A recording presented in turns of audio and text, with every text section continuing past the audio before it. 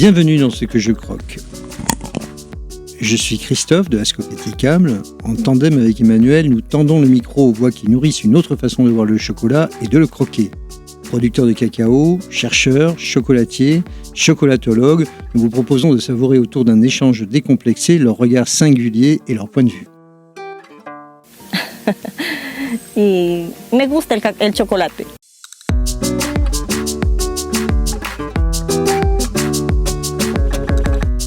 Si le prix d'une tablette de chocolat évolue côté consommateur toujours à la hausse, les prix payés aux producteurs de cacao, eux, ne suivent pas vraiment la même tendance. Et les médias alertent souvent sur les conséquences qui en découlent. Pauvreté des paysans, déforestation massive, travail des enfants. Pour répondre à cette question, nous retrouvons Frédéric Amiel pour un deuxième podcast. Il a travaillé sur les questions de biodiversité, de déforestation provoquées par la culture du cacao au sein de l'IDRI, l'Institut du développement durable et des relations internationales. Nous vous recommandons d'ailleurs toujours chaudement de vous procurer sa petite histoire de la mondialisation à l'usage des amateurs de chocolat, paru aux éditions de l'Atelier, un livre sans fioriture ni angélisme que nous avons adoré dévorer.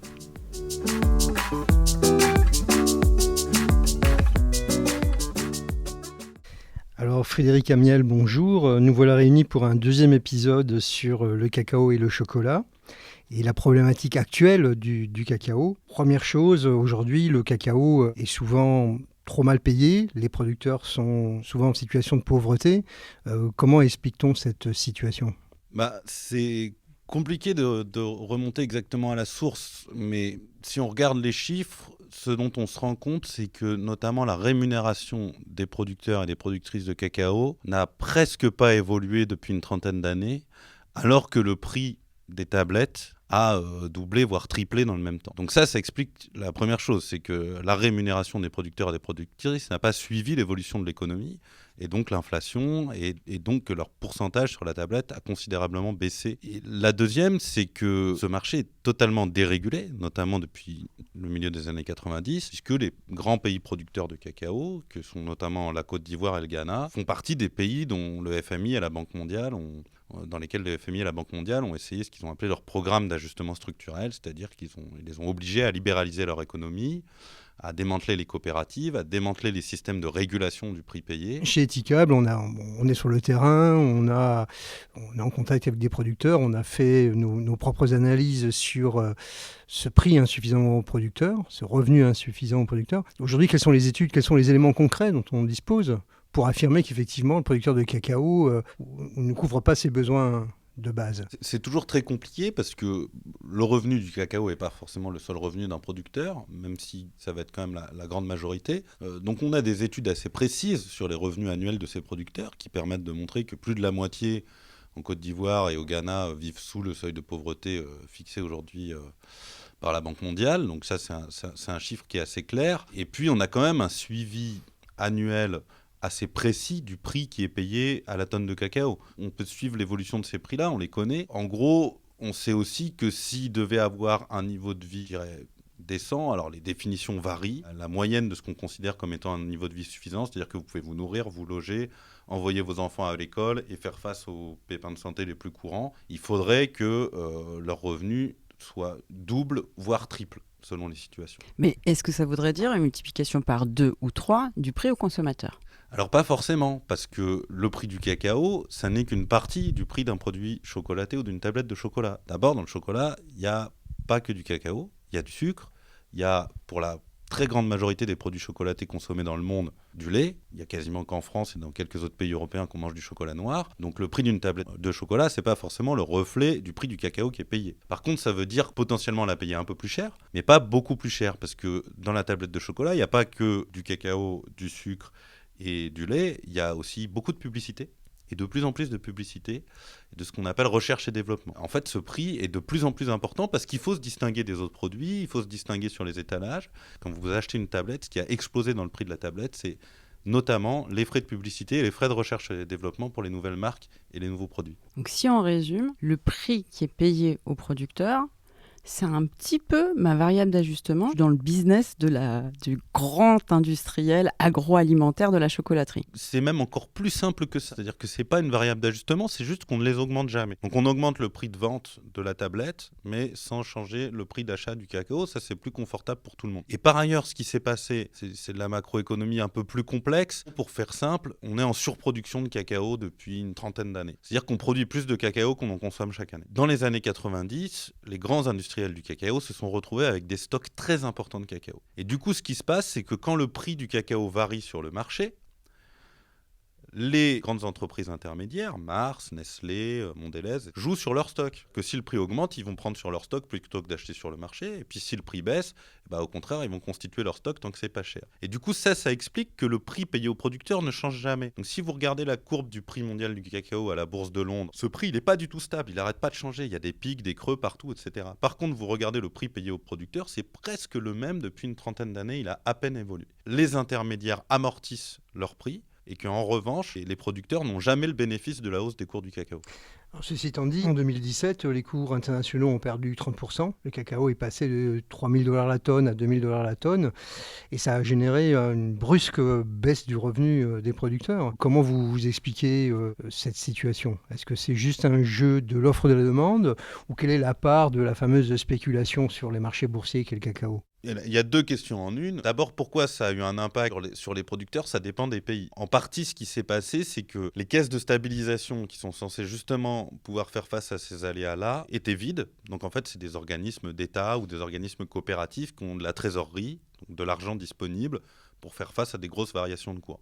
Et là, la baisse a été tellement énorme qu'au bout d'une demi-saison, les caisses de stabilisation n'avaient plus un sou en poche et du coup, elles n'ont plus pu faire face et on a été obligé de baisser les prix. Le marché a rendu nécessaire la baisse du prix payé aux produits. Le deuxième aspect, pourquoi est-ce qu'il y a eu cette crise ? Les analyses divergent, mais c'est sans doute le jeu de l'offre et de la demande aggravé par la spéculation et notamment par un nouvel effet de cette spéculation qui est la spéculation automatique, c'est-à-dire la spéculation par des logiciels. Ce sont des logiciels qui décident de vendre ou d'acheter des contrats d'achat de vente de cacao automatiquement en fonction de l'évolution des cours. C'est qu'il y a eu un signal, notamment dû à l'instabilité politique de la Côte d'Ivoire et à des aléas climatiques, qui a commencé à faire baisser les cours. Et quand ces cours ont baissé, tous les logiciels ont réagi en même temps de la même manière en vendant ce qu'on appelle leur position, c'est-à-dire les contrats de cacao qu'ils possédaient. Et donc, comme tout le monde vendait en même temps, les cours ont baissé. Et comme tout le monde vendait en même temps dans un marché qui était en baisse, le cours a dégringolé d'un seul coup. Donc on le comprend bien, il y a d'un côté cette espèce de nuage boursier, et puis il y a la réalité des 5 à 6 millions de producteurs qui vivent au quotidien. Et leur réalité aujourd'hui, c'est que le prix qui leur est payé ne couvre pas leur coût de production. C'est la réalité partout où c'est une spécialité ouest-africaine. Encore une fois, c'est différent selon les pays, mais on retrouve quand même un peu les mêmes logiques. Il faut bien comprendre ce que c'est aujourd'hui une ferme de production de cacao. C'est généralement entre 1 et 5 hectares qui ont été défrichés au milieu de la forêt. Pour y aller, il faut emprunter des routes de terre, c'est pas bitumé. Vous êtes à 4 heures de premier centre économique quand la terre est sèche, vous avez un épisode de pluie, ce qui arrive souvent, vous êtes à 12 heures. Quand vous avez un camion qui arrive, que vous avez fini votre récolte, avec un peu de chance, vous n'avez pas eu de pluie, vous avez réussi à faire sécher votre cacao sur place, il est prêt, il est en sac, le camion arrive, et qu'on vous annonce un prix, soit vous acceptez le prix qu'on vous donne à ce moment-là, soit vous dites non, j'attends le prochain camion, mais vous ne savez pas quand il va passer. Et s'il pleut entre-temps, votre cacao que vous avez fait sécher, vous n'avez pas d'endroit où l'abriter, vous n'avez pas d'endroit où le stocker. Beaucoup de producteurs, en partie en Amérique latine et particulièrement en Afrique, sont dans cette situation où ils n'ont pas le choix d'accepter le prix qu'on leur donne. Donc même si le chauffeur du camion leur annonce un prix qui est complètement dérisoire et qui va même pas leur permettre de rembourser leurs investissements dans la ferme, en fait, soit ils acceptent ce prix-là et ils ont quand même un peu d'argent immédiatement, soit ils le refusent et ils ont tout perdu. C'est la forme brutale que prend ce système de marché capitaliste sur le terrain au niveau des fermes de production. Quelle est votre lecture de la question du travail des enfants ? Est-ce que c'est le résultat pur et simple de ces prix bas aux producteurs ? Quelle est la réalité de ce travail des enfants aujourd'hui ? Comment vous analysez la chose ? La question du travail des enfants, elle est complexe. Plus ça va, plus je suis convaincu qu'on se cache derrière cette complexité pour ne rien faire. La réalité, c'est qu'il recouvre différentes formes. Il y a de l'esclavage aujourd'hui. Il y a plusieurs milliers d'enfants qui sont réduits en esclavage dans des champs de cacao. C'est la réalité, on ne peut pas le nier, on le sait.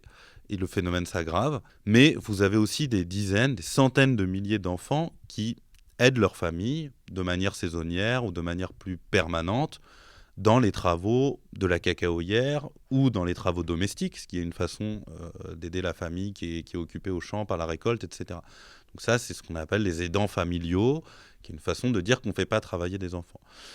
Néanmoins, on voit bien que les pays dans lesquels on a réussi à éradiquer le travail des enfants, c'est-à-dire le travail des enfants en dessous de l'âge de 14 ans, sont des pays où on n'a pas accepté de compromis par rapport à cette question-là. Aujourd'hui, en France, vous n'avez pas le droit de faire travailler un enfant de moins de 14 ans, même s'il est là pour vous aider dans votre boutique ou dans votre ferme, etc. Ça ne veut pas dire que personne ne le fait, mais personne n'a le droit de le faire. Donc ça, c'est une question d'application du droit et d'application de la Convention internationale du droit des enfants. Et aujourd'hui, elle n'est pas respectée dans le secteur du cacao. C'est une évidence et c'est très clair. Pourquoi elle n'est pas respectée et comment il faudrait faire pour la faire respecter, c'est une autre question. Il y a la question de la scolarité, c'est-à-dire qu'un enfant qui est à l'école est un enfant qui n'est pas dans les champs, c'est vrai. Mais c'est un peu la seule solution qui est mise en œuvre aujourd'hui, c'est d'augmenter l'accès à la scolarité. Et puis, il y a la question des revenus, parce qu'en fait, on fait travailler aussi des enfants quand on ne peut pas faire travailler un ouvrier agricole. On parlait tout à l'heure de couvrir le coût de production. Si les producteurs aujourd'hui ne sont même pas capables de couvrir leur coût de production, alors que la moitié du travail est fourni par leurs enfants qui ne sont pas en âge de travailler, comment leur demander d'arrêter de faire travailler leurs enfants et de payer des ouvriers, alors qu'ils ne sont déjà pas capables de s'en sortir dans la situation où ils sont. Donc il y a clairement aussi une cause économique à cette situation. Oui. J'ai envie d'être un peu cynique, mais est-ce que finalement, quand j'achète une tablette de chocolat et que dessus on m'écrit que grâce à cet achat on a construit une école, c'est pas une manière de masquer qu'on a mal payé le cacao à la base? Si, c'est même parfois le cas. Et ça a été dit et démontré. Je me rappelle d'un documentaire il y a 2 ou 3 ans sur France 2 ou sur une chaîne nationale qui montrait comme ça comment une grande marque de chocolat mettait en avant la construction d'écoles. Puis en réalité, vous avez sur place, il n'y a pas d'école. C'est pas seulement que c'est une façon de se dédouaner d'avoir mal payé les producteurs, c'est qu'en plus les écoles, elles ne sont pas toujours construites. Dans une étude que j'ai faite à l'époque où je travaillais pour l'Institut du développement durable et des relations internationales, Barry Callebaut, qui est un des géants du secteur du cacao, qui aujourd'hui... 40% du cacao mondial passe par Barry Callebaut à un moment ou à un autre avant d'être transformé en chocolat, d'être acheté, etc. Ils ont une fondation qui est censée favoriser la scolarisation des enfants. En fait, si vous regardez le détail de leur budget annuel et de à quoi sert l'argent, il y a une partie qui sert à construire des écoles et à scolariser les enfants. Mais en fait, la plupart de l'argent sert à des actes qui sont censés favoriser la scolarisation des enfants et notamment qui sont des actes de formation des agriculteurs et des producteurs de cacao. Donc en fait, on utilise l'argent de cette fondation philanthropique pour former les producteurs à produire un cacao qui a la qualité nécessaire et qui a respecté le cahier des charges de l'entreprise qui va l'acheter après. Ça, c'est du détournement aussi à un moment donné de philanthropie. Le premier problème est cette pauvreté des producteurs. Et dans le cacao, la deuxième problématique d'importance, c'est la question de la déforestation. Est-ce que vous pouvez nous expliquer simplement d'où vient cette déforestation? Pourquoi le cacao provoque-t-il de la déforestation? Alors d'abord, le cacao, c'est un arbuste forestier. C'est-à-dire qu'à l'état sauvage ou naturel, si on veut dire, à l'état naturel, le cacaoyer est plutôt un arbre de sous-bois, c'est-à-dire qu'il pousse sous l'ombrage de plus grands arbres. Il a besoin d'ombre. S'il est exposé en plein soleil, les jeunes plants de cacao ne peuvent pas pousser. Donc c'est son espace naturel, la forêt. Donc si vous voulez planter du cacao et entretenir une ferme de cacao, vous devez a priori le faire en zone forestière. Et ensuite, le développement de la production pré-industrielle puis industrielle de cacao, elle s'est faite selon un modèle de moins en moins couvert et de moins en moins arboré. En gros, ce qu'on a fait, c'est qu'on a continué à planter du cacao traditionnellement, sous ombrage, et puis quand le cacao était assez vigoureux, finalement, on a coupé les arbres qui restaient et qui faisaient de l'ombrage parce qu'on pouvait planter des nouveaux plants de cacao, parce que ça permettait le passage des ouvriers, etc. Et puis en fait, au bout de 30-35 ans, quand les cacaoyères ont commencé à moins produire et qu'on a voulu remplacer les arbres, on n'a pas pu planter des nouveaux arbres parce qu'il n'y avait plus d'ombrage et on ne pouvait plus renouveler les cacaoyères au même endroit. Donc ce qu'on a fait, c'est qu'on a été un peu plus loin dans la forêt où il y avait encore de l'ombre, et puis on a replanté des nouvelles cacaoyères, et puis on a recoupé les arbres, et puis au bout d'un moment, il n'y a plus de place, ni au Venezuela, ni au Mexique, ni au Pérou, en Équateur, on produisait du cacao. Et donc on a été chercher d'autres pays qui offraient les mêmes conditions pédoclimatiques, comme on dit, c'est-à-dire les conditions de sol et les conditions de climat, pour produire du cacao, et ça a été notamment l'Afrique et l'Indonésie. Encore une fois, François Ruff, qui a beaucoup travaillé sur ces questions, explique très bien ces cycles du cacao. Une cacaoyère, ça vit à peu près 30-35 ans avec une productivité optimale. Ça peut aller beaucoup plus loin, mais disons une productivité qui répond aux besoins du marché. Et donc tous les 30-35 ans, on a un déplacement des zones de production, d'abord à l'intérieur d'un même pays, puis quand toute la forêt est consommée dans un pays, dans un autre pays. Et ça continue depuis 2 siècles à se reproduire zone forestière après zone forestière. Alors 90%, dit-on, de la forêt ivoirienne a ainsi disparu, avec une cacaoculture en pleine lumière. Votre analyse aujourd'hui vous amener à dire quelle est la solution, quel est l'avenir finalement. Dans un pays comme la Côte d'Ivoire, par exemple, est-ce que l'agroforesterie est la solution à la déforestation ? C'est compliqué parce que l'agroforesterie, c'est de l'agriculture. Une agroforêt, ça n'est plus une forêt naturelle.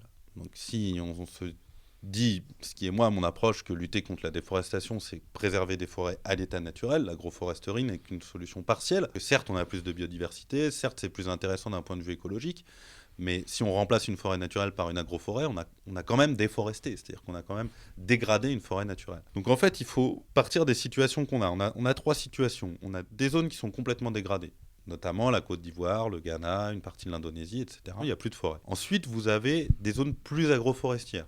Une partie de la production de cacao du Cameroun, une bonne partie de la production de cacao en Amérique latine, en Équateur, en République dominicaine, au Brésil, où on a des belles agroforêts. On est dans un système qui est moins dégradé, mais qui reste dégradé. Et puis, vous avez des forêts naturelles, dans des pays qui, aujourd'hui, vous disent que dans 20 ans, ils vont être dans le top 10 des producteurs de cacao. La République du Congo, le Gabon, le Brésil, qui aujourd'hui sont pas parmi les premiers producteurs de cacao, mais qui sentent qu'il y a une opportunité. Donc la question, c'est comment on fait pour empêcher qu'il y ait un nouveau cycle de cacao, que les producteurs cacaoyers en Côte d'Ivoire jettent l'éponge parce que finalement, ils ne gagnent pas assez d'argent avec leur cacao, et que des nouveaux pays forestiers s'engouffrent dans cette brèche pour vendre leur forêt pour produire du cacao. À mon sens, ce qui est important, c'est de créer les conditions économiques pour que les producteurs actuels au Ghana, en Côte d'Ivoire, en République dominicaine, en Équateur et en Indonésie, qui sont les premiers pays producteurs, puissent maintenir leur production, tout en améliorant leurs pratiques pour éventuellement réintroduire un peu d'agroforesterie. Ça ne peut pas faire de mal, c'est sûr que ça sera bénéfique, mais c'est une autre question. On a 2 questions complémentaires, c'est d'une part comment on préserve les forêts qui restent, et d'autre part comment est-ce qu'on réinjecte de la biodiversité dans les systèmes cacaoyers existants. C'est vrai que nous, on a tendance à utiliser un peu des termes barbares en parlant d'intensification agroécologique, mais effectivement, nous, on est dans cette solution-là chez Etikable, sur la volonté, effectivement, de garder un environnement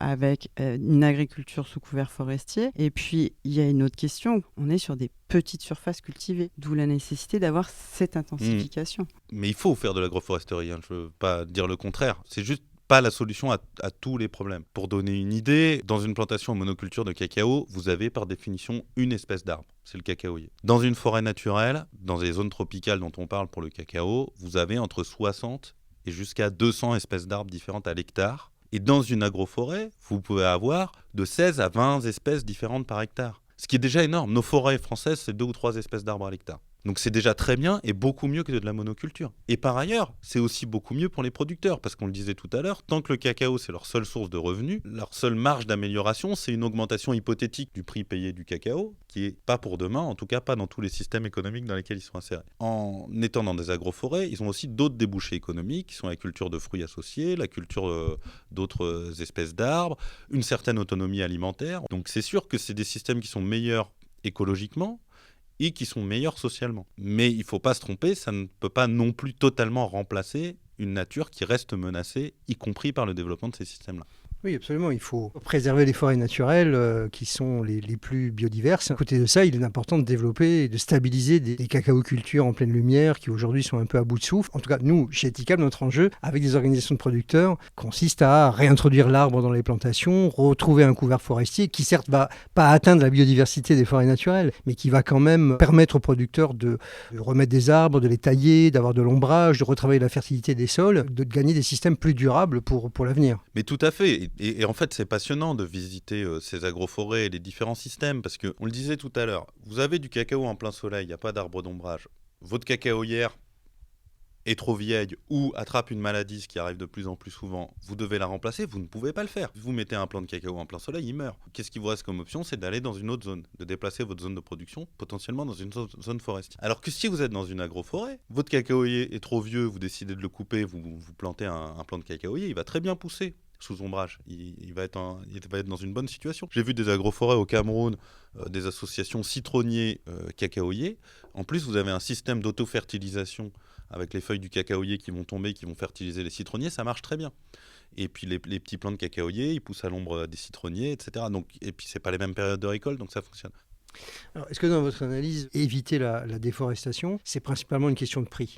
Est-ce que si on augmente les prix aux producteurs, on va régler l'ensemble de ces problèmes? Moi, je dois avouer que même si c'est pas ma formation initiale, je suis assez partisan de se fier à ce qu'ont développé les penseurs des sciences de la gestion. En gestion, on dit que chaque problème doit avoir sa solution et que si on apporte la même solution à tous les problèmes, à un moment donné, ça va pas fonctionner. Si on considère que c'est qu'une question de prix, et que l'amélioration du prix va tout régler, on va rater quelque chose. Et notamment sur la question de la déforestation, beaucoup de gens vont vous rétorquer. Vous savez que si vous rémunérez mieux un producteur, son premier réflexe, ça va être d'ouvrir une deuxième plantation. Parce qu'il va avoir le bénéfice à produire plus de cacao parce qu'il est mieux payé. Et ça arrive parfois. Il faut de toute façon doubler le fait d'améliorer le prix au producteur qui est nécessaire avec un encadrement de l'extension des cultures. Il faut aussi avoir une régulation nationale. On ne protégera pas les espaces naturels sans régulation nationale. Et puis la deuxième chose, c'est, vous parliez d'intensification tout à l'heure, c'est pas inintéressant, surtout quand ça s'oppose à l'extension. Donc à un moment donné, il faut trouver le juste équilibre. Par exemple, les grandes entreprises capitalistes du secteur du chocolat ne misent que sur l'intensification. Ils disent on va produire plus à l'hectare et du coup comme ça les producteurs vont vendre plus de cacao et on n'aura pas augmenté le prix d'achat, ils vendront plus donc ils gagneront plus. Sauf que comme ils produisent plus, le prix baisse donc finalement ils ne gagnent pas. À mon avis, il faut un mélange de toutes ces solutions. Une augmentation du prix à la tonne, de toute façon c'est indispensable et en fait tout le monde est d'accord, sauf que ceux qui doivent payer ne veulent pas payer. Une amélioration de l'intensification écologique, agroécologique, c'est aussi une façon de mieux utiliser et de mieux valoriser les ressources naturelles, et puis un encadrement par la loi qui empêche les dérives. Et alors, qu'est-ce qu'on doit penser du coup de ces tentatives de régulation par l'Union européenne sur cette histoire de, je caricature, mais de taxes sur la déforestation importée? En fait, il faudra voir les dessous de cette régulation, qui sont nombreux et complexes, mais sans rentrer dans trop de complexité. Qu'est-ce qui se passe ?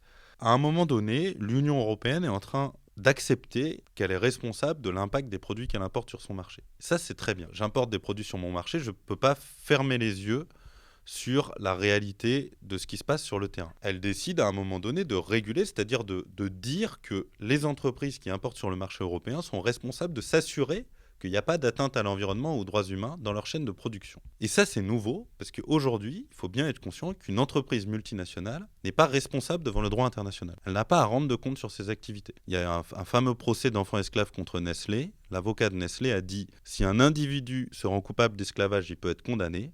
À partir du moment où cet individu s'est constitué en société anonyme, il ne peut plus être condamné. » Ça, c'est la réalité du droit tel qu'il existe aujourd'hui. Donc ça, c'est une grosse évolution, que l'Europe introduise la possibilité de condamner une entreprise. La deuxième chose, c'est que l'Europe, pendant longtemps, a dit « Je ne suis plus une puissance coloniale, je ne vais pas dire à la Côte d'Ivoire comment elle doit réguler la gestion de ses forêts. » Donc ce que fait l'Union européenne aujourd'hui, c'est qu'elle dit « Je ne vais pas dire à la Côte d'Ivoire comment elle doit réguler. Par contre, ce que je vais dire, c'est que moi, j'ai signé des conventions internationales sur l'environnement et les droits humains, et je n'importe plus de produits si je n'ai pas la garantie que ces conventions sont respectées. Charge aux pays producteurs de mettre en place les mécanismes suffisants pour me démontrer que les traités internationaux sur les droits humains et la protection de l'environnement ont été respectés. Donc c'est un espèce de billard à deux bandes, et c'est ce qu'essaye de faire l'Union européenne avec ce type de régulation, et l'avenir nous dira si ce pari est payant. Aujourd'hui, quand on va dans un supermarché faire acheter sa tablette de chocolat, on trouve une mention sur toutes les grandes marques de programmes de développement durable.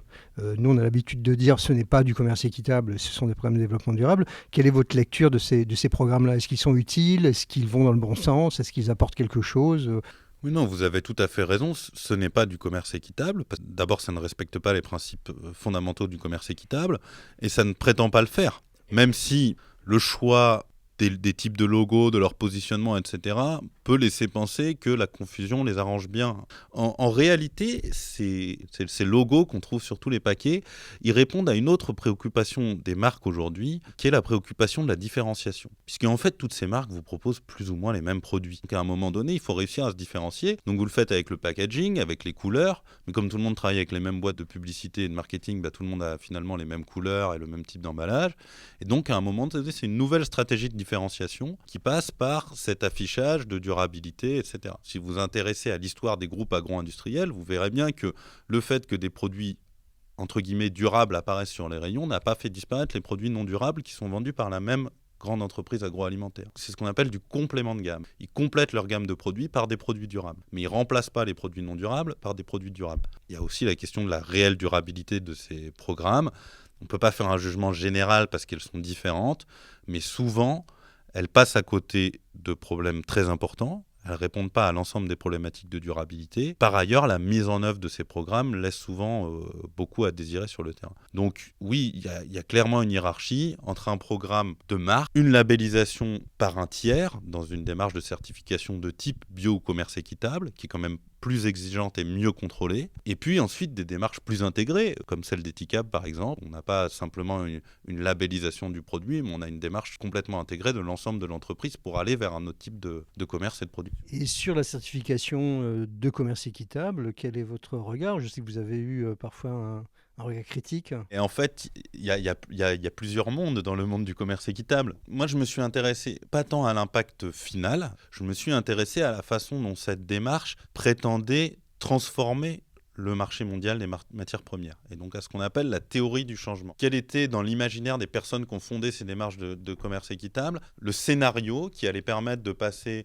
de ce commerce injuste dont les citoyens, les consommateurs, les consommatrices commencent à prendre conscience à la fin des années 70 à un monde de commerce plus juste. Et donc, là encore, il y a plusieurs stratégies dans le monde du commerce équitable. Et la principale différence étant, est-ce qu'on fait un marché parallèle, et on parie que les consommateurs et les consommatrices vont passer du marché injuste, au marché équitable, ou est-ce qu'on s'inscrit dans le marché global et qu'on essaye de le pirater en y introduisant des produits plus justes et en faisant le pari que la demande va être suffisante pour entraîner une transformation des pratiques. Ça a relativement marché jusqu'à un certain seuil, sur certains produits plus que d'autres. Donc c'est ça qui est un peu compliqué. Pourquoi est-ce qu'à un moment donné, il y a ce seuil ? Pourquoi est-ce que, je dirais, le commerce équitable n'arrive pas à mieux contaminer le marché global qu'il ne le fait aujourd'hui? Il n'y a pas de réponse simple. Il y a deux choses qu'on constate. D'abord, à un moment donné, pour continuer à augmenter ses parts de marché, certains labels de commerce équitable sont obligés de réduire un peu leurs standards. Donc ça, c'est quand même un peu dommage. On perd un peu l'intention initiale. Et puis la deuxième chose, c'est que finalement, le commerce équitable se retrouve un peu en complément de gamme. On a ce vrai problème dans les études que une grande majorité de gens pensent qu'il faut acheter équitable, mais moins de la moitié des gens achètent systématiquement ou très régulièrement équitable. À ma connaissance, on n'a toujours pas réussi à comprendre qu'est-ce qui, dans les comportements d'achat, fait qu'à un moment donné, autre chose, et pas seulement le prix, va prendre le dessus sur la responsabilité, le souhait d'acheter responsable. On se sent interpellé par ce genre de propos. Chez Ethicab, on a parfois le sentiment qu'au-delà de la démarche bio, équitable, c'est aussi la qualité du produit. Et le commerce équitable a démontré quelque chose dans ces dernières années, c'est sa capacité à apporter des cacaos d'origine, d'un seul territoire, d'une seule zone, de mettre en avant des cacaos et des chocolats qui avaient le goût du cacao d'Équateur ou celui de Madagascar, et qui permet aux consommateurs d'avoir ce plaisir de comparer des saveurs. On se sent aussi interpellé par la caractéristique du produit. Il est équitable, mais il est aussi intéressant parce qu'il me dit quelque chose et qu'il a des saveurs particulières. Mais alors, j'aimerais savoir quel est votre point de vue sur la bio aussi. Dans vos analyses, vous parlez de la bio également, en appliquant cette théorie du changement. Oui, alors la bio, c'est très différent parce que à la fois, justement, cette théorie du changement, elle est moins formalisée par les fondateurs et les fondatrices du mouvement de l'agriculture biologique. Et puis en même temps, dans les années 80, d'un coup, elle va être très fortement formalisée, notamment au niveau européen, par l'établissement d'un cahier des charges national, français d'abord, puis européen très vite, qui est un des seuls cahiers des charges aujourd'hui parmi les logos que vous trouvez sur vos produits, qui est fixé dans la loi au niveau national et européen. C'est-à-dire qu'en fait, tous les produits bio doivent répondre à un même cahier des charges, avoir été considérés comme étant équivalents par les autorités européennes. Ça, c'est quand même un moyen de contrôle qui est assez puissant. Par contre, pendant de ça, c'est que pour l'inscrire dans la loi, il a fallu le simplifier. Et en gros, pour le simplifier, on a dit pas d'intrants chimiques, donc pas de pesticides, pas d'engrais chimiques, puis un minimum d'intervention sur les produits finis, etc. Et puis on s'en est arrêté là. Moi, je me suis notamment intéressé à la question de la déforestation.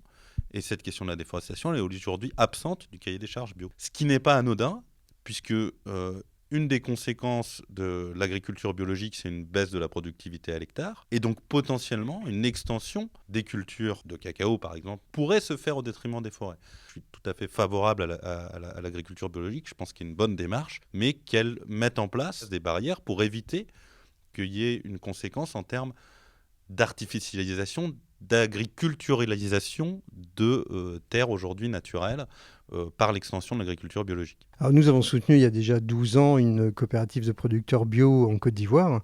C'est la première à l'époque coopérative bio. On a le sentiment aujourd'hui que c'est déjà une sacrée victoire d'avoir maintenu ces systèmes de production bio, sans engrais, sans pesticides, sans herbicides, puisqu'aujourd'hui l'usage de produits chimiques est largement répandu dans les dans les systèmes cacaoyers. Le constat que nous faisons aujourd'hui, c'est que les producteurs bio, lorsqu'ils commencent à tailler leurs arbres, à rénover leurs plantations, à entretenir leur ombrage, à faire des composts, à cultiver des micro-organismes, ils arrivent finalement à obtenir des rendements qui sont bien souvent supérieurs aux 500 kg par hectare qu'on peut avoir dans le conventionnel. Et nous, nos partenaires, bien souvent, ont des rendements de 800, 2000. En Amérique latine, certaines passent même jusqu'à 1500, voire 2000 kg à l'hectare. Donc la vision de sol vivant et du travail de la fertilité conduit à une certaine amélioration de la production. Oui, et c'est d'ailleurs très étonnant dans le cas du cacao, parce que c'est inattendu. En tout cas, moi, de ce que j'ai pu observer au Ghana, en République dominicaine, au Brésil, c'est le cas pour des fermes bio établies de longue date sur des surfaces importantes. Donc finalement, vous n'avez pas une vision si critique que ça de l'agriculture bio et du commerce équitable. Alors, si on fait l'option du bio et de l'équitable, vous êtes forcément pour. Oui, je suis pour, mais il manquera toujours la question de la déforestation. Aujourd'hui, la question de la déforestation n'est suffisamment abordée dans aucun des labels existants. Malheureusement, c'était le point de départ du label Rainforest qui était censé justement se concentrer sur ces questions, et puis ils s'en sont un peu éloignés. En fait, je pense que c'est indispensable aujourd'hui que tout le chocolat produit et acheté soit au minimum bio et équitable. Après, ça ne suffit pas aujourd'hui pour des questions de déforestation. Et puis dans certains cas, selon les labels équitables appliqués, ça ne suffit pas non plus tout à fait du point de vue économique. Si on peut se mettre d'accord, moi j'ai le sentiment que ce que vous dites, c'est oui à la bio, oui à l'équitable, mais pas quand c'est un petit peu mieux ou un petit peu moins bien. C'est-à-dire pas un petit peu mieux, genre je paye un peu plus le producteur, bon allez, je lui lâche quelques centimes de plus, et un petit peu moins, je vais supprimer 3 pesticides. Non, ça a un impact si véritablement on cherche à promouvoir d'autres modèles et d'autres pratiques agricoles. Oui, en fait, mon problème, c'est qu'à ce moment-là, pourquoi les labels si derrière, il faut de nouveau que les gens aillent s'informer, etc. En fait, il y a quand même cette question fondamentale de confiance derrière le label. Et même, j'irai au-delà de ça. Un jour, j'ai participé à un panel de consommateurs et consommatrices d'une grande marque de distribution. Et moi, j'étais là en tant qu'expert, et une consommatrice a dit quelque chose de très juste. Elle a dit, mais écoutez, j'entends tout ce que vous dites, mais moi, je rentre dans une enseigne comme celle-là, en France, en 2018. Je n'imagine pas qu'on va me vendre un produit qui est produit au détriment de l'environnement, avec du travail des enfants, avec une exploitation des travailleurs et des travailleuses. En fait, ils ne devraient pas avoir le droit de me vendre ce produit. Et en fait, si on allait au bout de cette logique, ce n'est pas de labellisation dont on aurait besoin. On devrait nous garantir à nous, consommateurs et consommatrices, dans un pays comme la France, en Europe aujourd'hui, qu'on n'achète que des produits qui répondent à des conditions minimum. Et donc, pour moi, le commerce équitable est pionnier là-dedans. Le grand défi du commerce équitable, c'est de réussir à maintenir cette confiance, de réussir à conserver ce potentiel confiance pour montrer que c'est possible et un jour devenir majoritaire dans le commerce. Dans le fond, on est assez d'accord avec vous sur aussi cet enjeu du reboisement et de la biodiversité, parce que c'est probablement l'un des enjeux les plus importants. Et en tout cas, nous, on a une réflexion avec les coopératives de producteurs qui sont nos partenaires. Au-delà d'un bon prix, comment arriver à parvenir à stopper totalement la déforestation de forêts primaires. Frédéric Amiel, merci beaucoup pour cette conversation et ces échanges. Merci beaucoup.